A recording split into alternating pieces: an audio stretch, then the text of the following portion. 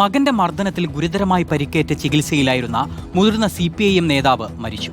ഇടുക്കി രാജകുമാരി പഞ്ചായത്തിന്റെ മുൻ വൈസ് പ്രസിഡന്റും CPIM രാജാക്കാട് മുൻ ഏരിയ കമ്മിറ്റി അംഗവുമായിരുന്ന കജനാപ്പാറ സ്വദേശി S. ആൻഡവറാണ് മരിച്ചത്. കഴിഞ്ഞ ദിവസമാണ് ആൻഡവറിനെ മകൻ തലക്കടിച്ച് ഗുരുതരമായി പരിക്കേൽപ്പിച്ചത്.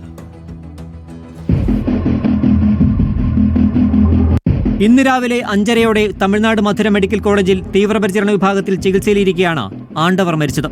സംഭവത്തിൽ രാജാക്കാട് പോലീസ് അറസ്റ്റ് ചെയ്ത ആണ്ടവരുടെ മകൻ മണികണ്ഠനെ കോടതിയിൽ ഹാജരാക്കി റിമാൻഡ് ചെയ്തിരുന്നു. കഴിഞ്ഞ 24-ന് രാത്രി 11:30 മദ്യലഹരിയിലെത്തിയ മണികണ്ഠൻ സ്വത്തുതർക്കത്തെ തുടർന്ന് ആണ്ടവരെ കിടപ്പുമുറിയിൽ വെച്ച് കൈകൊണ്ടും ഫാൻ കൊണ്ടും മുഖത്തടിക്കുകയും കട്ടിലിൽ നിന്ന് വലിച്ചു താഴെയിട്ട് മുഖത്തും തലയിലും പലതവണ ചവിട്ടുകയും ചെയ്തത്. ഈ സമയം വീട്ടിൽ മറ്റാരും ഉണ്ടായിരുന്നില്ല. ബഹളം കേട്ടെത്തിയ നാട്ടുകാരും ബന്ധുക്കളും ചേർന്നാണ് മുഖത്തും 2 കണ്ണിനും ഗുരുതരമായി പരിക്കേറ്റ ആണ്ടവരെ തേനി മെഡിക്കൽ കോളേജിൽ എത്തിച്ചത്. പിറ്റേന്ന് മധുര മെഡിക്കൽ കോളേജിലേക്ക് കൊണ്ടുപോയി.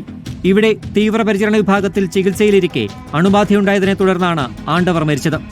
രാജാക്കാട് പോലീസ് ആശുപത്രിയിലെത്തി മേൽനടപടികൾ സ്വീകരിച്ചു. പോസ്റ്റ്മോർട്ടത്തിന് ശേഷം മൃതദേഹം ബന്ധുക്കൾക്ക് വിട്ടു നൽകി. റിപ്പോർട്ടർ, ഇടുക്കി.